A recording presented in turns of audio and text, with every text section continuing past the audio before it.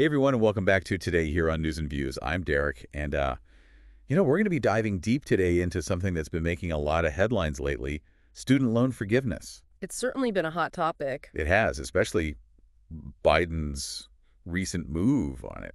Right as he's on his way out of the Oval Office. Yeah. It's Yeah, you could say the timing is interesting, for sure. it is. Yeah. It makes you wonder if it was strategic, a last minute kind of thing, or if it was always part of the plan. What do you think? Well, it's hard to say for certain, but considering the legal battles he faced on this issue during his presidency, it's definitely a significant move to make as one of his final acts. Yeah, no doubt. Yeah. So before we get into all the specifics of what Biden just did, let's back up a second and talk about the Public Service Loan Forgiveness Program, PSLF. right? PSLF. Now, the idea behind it sounds pretty great on paper. Encourage people to work in public service by offering loan forgiveness after they've made a certain number of payments. Sounds like a win-win, right? Absolutely. In theory, it's a fantastic way to reward those who dedicate their careers to serving the public. But as with many government programs, the reality has been a bit more, well, messy. And that might be the understatement of the year. I mean, we're talking about a program that back in 2018 had a ridiculously low approval rate, like shockingly low. Oh, it's definitely eye-opening. Out of almost 19,000 applications, only 55 people actually got their loans forgiven. 55. Seriously. Less than 1%. That's how bad it was. It really showed the huge gap between what the program promised and how it actually worked. Wow. So let's zoom out for a minute and look at the big picture. How much student loan forgiveness did Biden actually manage to get through during his time in office? Well, when you add it all up, it's a pretty hefty sum, almost $180 billion forgiven for nearly 5 million borrowers. Damn. And this latest round, which is specifically for public servants, adds another $4.28 billion to the total, helping out over 54,900 people. Okay, so those are some serious numbers. But here's the thing that's been bugging me. Biden campaigned on a much bigger, much broader student loan forgiveness plan. So what happened? Why didn't we see that widespread relief that so many people were expecting? Right. Well, that's where those legal battles come in. Remember the Supreme Court ruling earlier this year? They actually shut down Biden's initial plan for broader forgiveness. They basically said it was an overreach of his power as president. Ah, okay. So it's like the Supreme Court was the referee, and they called a foul on Biden's play. They decided that something that big needed Congress to sign off on it, not just the president. Exactly. A great analogy. And it really highlights the limits of what a president can do when the courts get involved. That Supreme Court decision threw a wrench in the whole thing and forced the administration to rethink their strategy. So back to the public service loan forgiveness. We know it was, well, let's be nice and just say flawed. Did the Biden administration actually try to fix it? Did they do anything to make it actually live up to its name?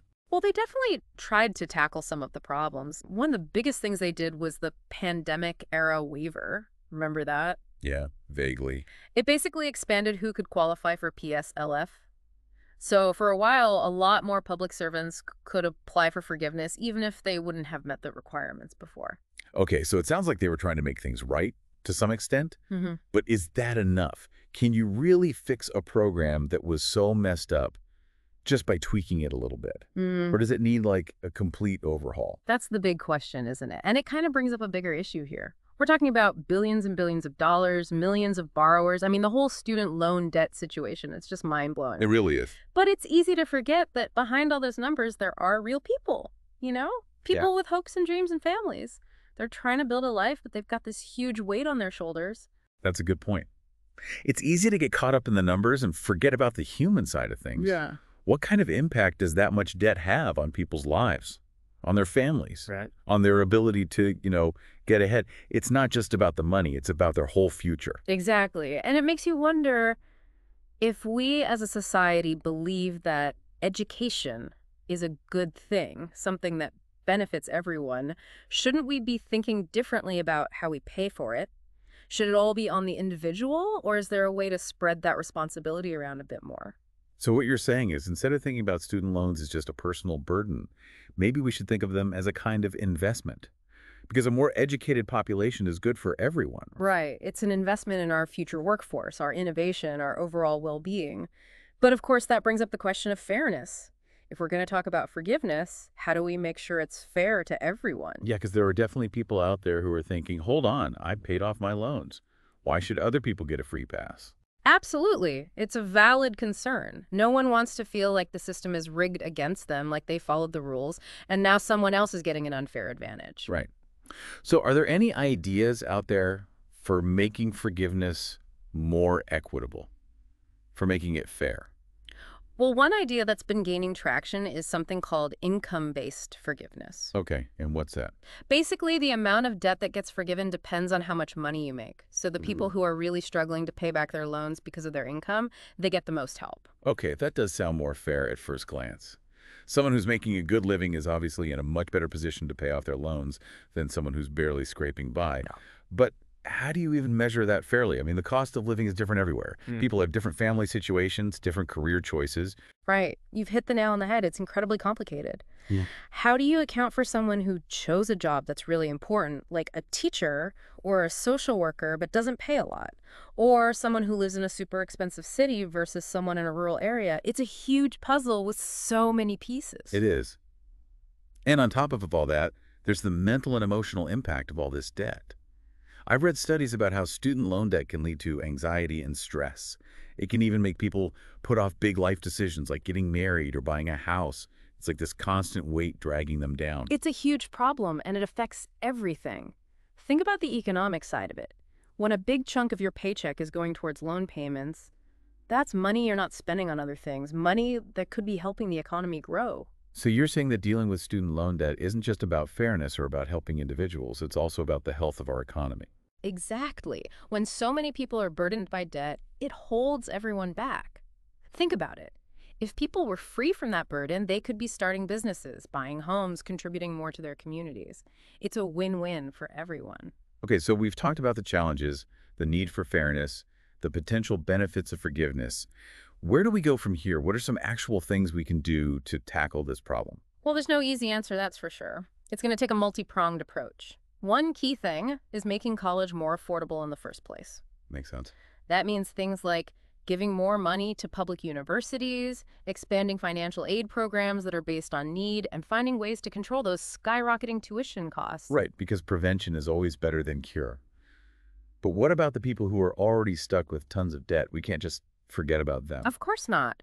That's where those targeted forgiveness programs like PSLF come in. But we need to make sure they actually work, that they're designed and run in a way that avoids the mistakes of the past. And just as importantly, we need to focus on financial literacy. Financial literacy. Yeah, we need to give students the tools and knowledge they need to make smart decisions about borrowing and paying back loans. So it's not just about how much you borrow, but about understanding how to manage that debt, understanding what it means in the long run, knowing about the different repayment options, all that stuff. Exactly. Financial education should be a core part of going to college. Yeah. It needs to start early, maybe even in high school, so that young people are prepared to handle this whole complex financial world. Yeah, give them the knowledge and power to make choices that set them up for success, instead of burdening them with debt that limits their future. Couldn't have said it better myself. I think that's a good place to take a break for now. It is. But this conversation isn't over. We'll be back with part 3 to explore some potential solutions and leave you with some final food for thought. Welcome back to part 3 of our deep dive into student loan forgiveness. So we've covered a lot of ground, talked about Biden's last-minute moves, the problems with the system, all that stuff. It's been a lot. It has. And now it's time to take a step back and ask ourselves, what does it all mean? Where do we go from here? What's the future of all this? Yeah, it does feel like we're at a kind of turning point. Mm-hmm. So what are the biggest things we should be taking away from all this? Well, one thing that really stands out to me is how the whole conversation has shifted. It's not just about whether college is affordable anymore. It's about the value of education itself. What do you mean? I mean, are we as a society actually getting a good return on our investment? Are we preparing students for the jobs of the future? Are we setting them up for success? And are we doing it in a way that's fair for everyone, no matter where they come from or what their background is? Are we creating opportunities, or are we just making existing inequalities worse? Those are the questions we need to be asking. This whole debate is forcing us to take a long, hard look at ourselves and our priorities. What kind of future are we trying to build? And how does education fit into that vision? Yeah, those are big questions. And there aren't any easy answers. But they're questions we all need to be thinking about. Not just politicians and policymakers, but everyday people like you and me. Absolutely. And one thing's for sure, this conversation isn't going away anytime soon. Student loan debt is going to be a defining issue for our generation and the ones that come after us. Hmm. Finding solutions that actually work, solutions that are fair, that's going to take a lot of work. It's going to take people talking to each other, working together, being willing to challenge the way things are. It really does feel like we're all in this together, Yeah. trying to figure this whole thing out. We are. And that brings me to a really important point. We need to stay informed. We need to stay engaged. We need to pay attention to what's happening, the policies being proposed, the arguments being made, the stories of the people who are actually affected by all of this. Because in the end, it's our voices, our collective voice that's going to shape the future of education. It's up to us to decide how we solve this problem. So it's not just about complaining about it, it's about being part of the solution. Exactly. So here's a final thought for you to chew on. If the goal of student loan forgiveness is to benefit society as a whole, as we've been talking about, how do we make sure it's done fairly? How do we address those concerns about the cost, about who actually benefits, about the possibility of unintended consequences? Those are definitely some important questions to think about. And hopefully this deep dive has given you some new insights, some new perspectives to consider as you continue to grapple with all of this. We've only scratched the surface here, but our hope is that you'll keep digging, keep asking questions, keep engaging in this really important conversation. That's all the time we have for today's deep dive into student loan forgiveness. Thanks for joining us, and be sure to subscribe to News and Views on YouTube for more deep dives just like this one. We'll catch you next time.